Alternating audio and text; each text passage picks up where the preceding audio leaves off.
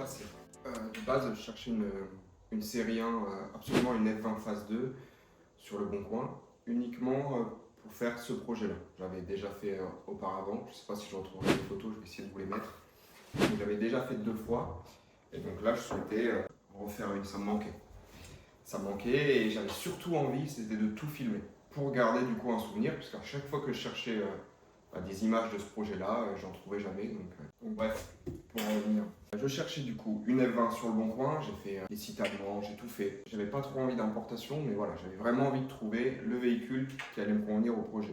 Je trouvais rien. J'étais en contact avec 5 ou 6 particuliers, c'était compliqué, ils n'avaient pas de suivi d'entretien, les véhicules ils étaient mal entretenus, pas propres. Enfin voilà, j'avais pas de coup de cœur. Et un matin, énervé, je me réveille et je vais sur Auto1. Auto1, c'est un site d'enchères pour les professionnels qui est européen. En fait, c'est toutes les voitures qui sortent de vendezvotrevoiture.fr. Salut, c'est Franck Leboeuf. Vous allez voir la pub. Et toutes les voitures qui sont rachetées par vendezvotrevoiture.fr sont mises en vente sur auto1.com et elles sont à 100%, je crois, rachetées par des professionnels. Comme ça, vendezvotrevoiture.fr et Auto1 revendent à des pros et beaucoup moins de problèmes après-vente. Donc voilà, c'est un système d'enchères comme on peut en voir partout. Je ne sais pas si je vous mettrai des images de quand je l'ai acheté. Je crois que j'ai tout filmé. Du coup, donc comment ça s'est passé? J'ai acheté la voiture. On parlera des prix juste après. J'ai acheté la voiture, je l'ai préparée et je l'ai remis en vente. Elle s'est vendue très rapidement, en 48 heures. Donc c'était super. Mais on va voir petit à petit parce qu'on a eu des petites galères et surtout, le projet il est revenu beaucoup plus cher que prévu, quoi. C'est pas du tout rentable. Mais bon, c'est éclaté et moi financièrement je m'y retrouve. Et j'ai enfin un souvenir de ma transformation de F20.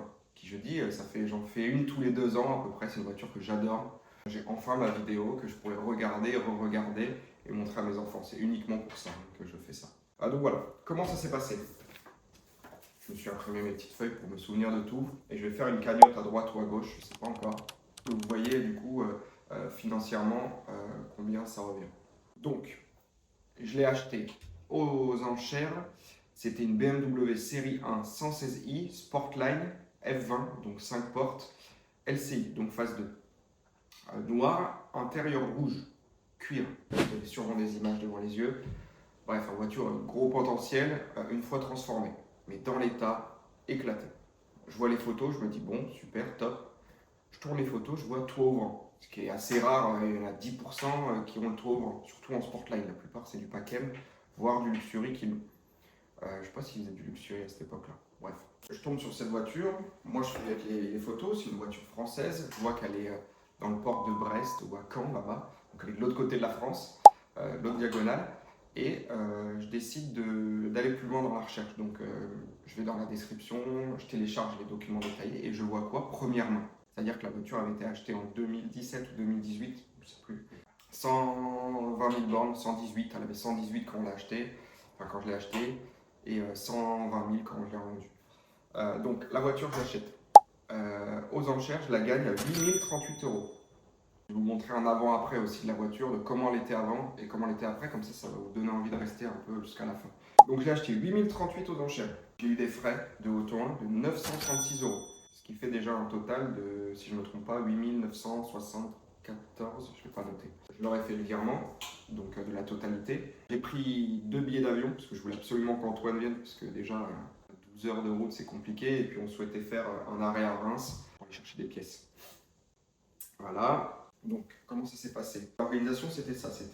On part le mercredi fin d'après-midi, on arrive le mercredi soir à Caen et on achète la voiture le jeudi matin à Brest. Quelque chose comme ça. Je ne sais plus si c'était Brest. On en a eu pour 20 euros de beurre vers Cannes, Nice, à l'aéroport. Je vous mets tout dans la vidéo, comme ça vous saurez tout au centime près. 20 euros de beurre, 150 euros d'avion. Ensuite, on a dormi le soir à l'hôtel à Caen. Et le matin, on est parti tôt à Brest. Donc l'hôtel m'a coûté 64 euros, donc la nuit du mercredi soir au jeudi matin. On a fait un peu de Blablacar de Brest à Reims, 80 euros, j'ai gagné 80 euros sur les Blablacar. Et le retour en gros nous a coûté à peu près 274 euros. De Brest à Reims à Cannes. On va rentrer dans les frais principaux, parce que gagner du temps. On a changé en grosse pièce qui a coûté le plus cher, c'est les 2 phares à l'avant. Donc j'ai passé 2 phares halogènes en phare à LED, entre guillemets en Gelize. Donc je les achète toujours en Chine, c'est la 3e fois que je les achète là-bas. Je ne sais pas si c'est toujours le même vendeur, mais c'est toujours sur AliExpress, c'est à peu près le même prix à chaque fois. Donc ça coûte quand même cher, hein. On est à 937,72 € sans la taxe. J'ai eu la surprise d'avoir 40 € de taxe, donc on est à 937,72 plus 40 € de taxe que j'ai eu à la livraison. Les pare-chocs, 700 €, donc avant-arrière 700 €. Les jantes, 600 € et les 2 bas de caisse, puisque vous verrez si vous regardez dans une autre vidéo, mais on s'est rendu compte que les bas de caisse d'origine, donc non Packem, ils étaient trop abîmés, je ne pouvais pas les garder comme ça. Donc j'ai racheté du coup 2 pare-chocs non peints sur internet, 139,90 € mais non peints. La voiture, on l'a mis en carrosserie pour peindre les 2 bas de caisse, les 4 portes, les 4 ailes et la malle de coffre. Vu que je changeais les 2 pare-chocs, je n'avais pas besoin de les faire repeindre, on les a achetés déjà noirs, donc super. Le toit était propre, le capot aussi, donc je l'ai gardé comme ça. J'ai fait une ligne inox à 800 €, c'est une demi-ligne avec suppression de silencieux à la fin. J'ai un ami à nous, ça s'appelle Malinox, vous pouvez regarder sur internet, il travaille du feu de Dieu. Je mettrai des photos, je crois que j'en ai une ou deux de la ligne. Et puis des embouts, puisqu'il faut mettre des embouts. Je les ai achetés sur AliExpress ou Amazon je crois, pour que ça arrive plus rapidement et du coup plus cher, à 38,99 €. Intérieur, j'ai changé le volant, 153,49 € avec airbag, c'est la folie. Sur AliExpress, apparemment, ils sont fabriqués en Pologne et ils sont magnifiques. Clairement, ils n'ont pas de concurrence sur le marché. Et tous ceux que vous cherchez sur le bon coin, ils viennent de là, ils sont tous à 300-350 €. Moi, en tout cas, je les conseille. On va arriver sur les accessoires et les détails, tout ce que j'ai pu faire sur la voiture. Donc la grille, il y a un Rico avant, 25,19 €. Les clignotants dynamiques, 8,39 €. Logo capot, 7,59 € et logo volant, 15,46 €. Ils étaient propres, mais j'ai voulu les changer. Pédalier, donc en alu, 12,48 €. Les seuils de porte, 17,95 €. Le bouchon de pare-choc avant, qui n'était pas sur les pare-chocs, donc j'ai dû le commander, peint, et ça coûte une fortune, ça coûte 22,99 € pour un truc gros comme ça. Les poignées, donc elles étaient abîmées, c'est des poignées alu de base en brossé. J'ai tenté, j'ai commandé à 32,79 € sur AliExpress 4 poignées en plastique mat. Ça rend plutôt bien et ça se fixe bien, ça se cache bien et au final le rendu est ok. Vu que j'ai acheté la ligne en duplex, donc une sortie de chaque côté, j'ai dû changer de diffuseur et prendre un diffuseur double sortie. Donc 79,37 € le diffuseur. Le pommeau de vitesse manuel pack M, 6,72 €. Il y a un covering, je crois, les barres avant, vous avez des barres, je pense, des barres de maintien. Donc c'est d'origine, mais il est noir d'origine, c'est mat, on ne le voit pas. Donc là, ce que je fais à chaque fois, c'est que vous achetez du covering, vous le mettez dessus, 9,99 €, c'est très simple à mettre, il faut juste enlever les haricots, les grilles avant. Je voulais un rouge très foncé pour rappeler le bordeaux de l'intérieur de la voiture. J'ai pris du rouge bordeaux, mais ça n'existait qu'en covering. Pour faire toutes les modifs, j'ai dû louer un pont, ça m'a coûté 216 € TTC, et je suis allé jusqu'à Fréjus, et j'ai 2 amis qui m'ont aidé. Donc jantes, pare-choc, feu, volant, enfin tout.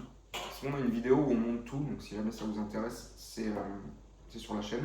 Vitre teintée, 160 € et j'ai fait une grosse révision. C'est ce que je fais à chaque fois quand j'achète une voiture, c'est que même si j'ai une preuve de révision récente, je refais une énorme révision où moi j'ai une preuve de tout ce qui a été changé et tout ce qui est fait, donc j'en ai eu pour 499,46 €. Je n'ai pas fait chez BMW.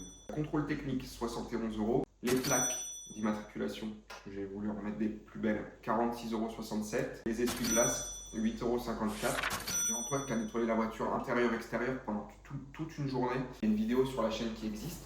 200 €, je pense que c'est pas cher donné, donc je le compte quand même si ça m'a rien coûté. Le rat. Donc là, on en est à beaucoup de frais. Je ne m'attendais pas à autant, mais il y a un truc qui est bien quand vous faites des modifs comme ça, c'est que vous pouvez revendre les anciennes pièces. Et là, pour le coup, c'est pas négligeable. J'ai revendu les phares avant à 100 €, les jambes plus les pneus 230 €, la ligne d'échappement 40 €, pare-choc avant-arrière à 300 et le volant à 100. C'est assez simple à vendre. On fait des belles photos et souvent ça part. Donc là, j'ai regagné 770 € sur ma note, ce qui est quand même intéressant. Donc là, je suis à combien? Je suis à 14 911,69 si mes calculs sont bons.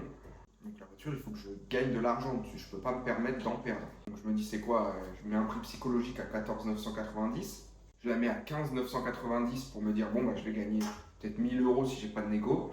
Finalement je me suis dit attends, la voiture elle est magnifique, pour moi c'est la config de rêve, il manque la boîte auto et allez, le CarPlay, mais sinon elle est incroyable. Donc je me dis, je vais l'afficher 16 990. Et là, je suis harcelé d'appels. Je la mets le lundi à 18h, je suis harcelé d'appels, de messages. Je réponds pas tout de suite. Je me dis, bon, bah, je vais attendre un peu, j'attends mardi. J'ai un appel avec une personne avec qui ça se passe bien, un jeune. Sa deuxième voiture, il avait une 206 avant. Et il m'a dit, mais envoyez-moi les photos, elle m'intéresse. Ça fait 2 mois que je cherche une F20. Je lui envoie les photos et là, il m'envoie un SMS. Il me dit, mais elle est magnifique. Cependant, j'ai un budget de 16. Est-ce que vous pouvez me la vendre à 16 000? Parce que là, j'ai déjà surchargé le budget. Je pense pas que ça passera au-dessus. Voilà, 16. Je lui ai dit, bah, écoutez, j'ai d'autres contacts. Je revois avec vous. J'ai eu 2 appels après lui, juste dans la foulée. Et vraiment, des appels, on n'a pas envie de vendre la voiture à ces personnes-là. Mal poli, ne se présente pas, négocie sans voir le dossier photo. Enfin, pas de feeling. Ça peut avoir un feeling avec d'autres vendeurs auto, mais en tout cas pas avec moi. Et je me dis, c'est bon, je ne veux pas un 3e appel comme ça. Donc je renvoie un petit SMS au jeune qui m'a appelé et je lui dis, ok pour 16, vous voulez venir la chercher quand? Il me dit, je viens demain. Donc en gros, il est venu le lendemain, il m'a fait le virement en instantané et son assurance directement au bureau.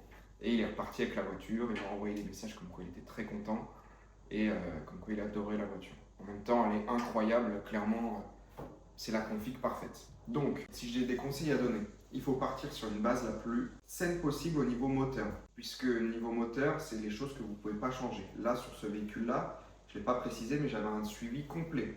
C'était une première main française. Je ne l'ai pas dit non plus, mais c'était une personne âgée, je pense. Au niveau des noms, c'est ce qui me paraissait le plus cohérent, c'était une personne âgée. Carrosserie, c'est pas grave, la carrosserie vous pouvez refaire, ça a des coûts, mais vous pouvez y retoucher. Je n'ai pas gagné grand chose sur cette voiture, mais je l'ai vendue à un jeune qui adorait les vins.